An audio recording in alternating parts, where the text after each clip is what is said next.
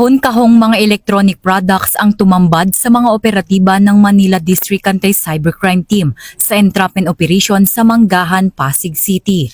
Ayon sa supplier, 7 ulit umorder ng iba't ibang electronic products ang suspect na tinatayang nagkakahalaga ng mahigit 200,000 piso at ipinadala ang mga resibo ng bank transfer bilang patunay ng bayad para sa mga nasabing order.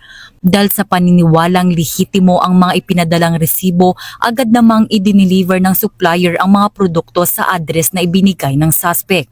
Subalit matapos ang paulit-ulit na transaksyon, minabuti ng supplier na i-validate ang kanilang online banking account at dito napag-alaman na wala ni 1 sentimo ang pumasok mula sa nasabing mga transaksyon. At lumabas na pawang mga peking resibo ang mga ipinadala ng suspect. Dahil dito, nahaharap ngayon ang suspect sa kasong swindling o estafa ng Revised Penal Code.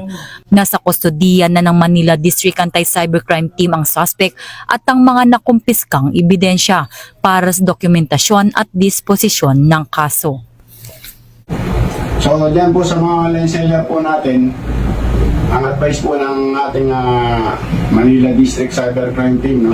Busisihin maigi yung ating mga resibo na nare-receive through online at para hindi po tayo mabiktima rito.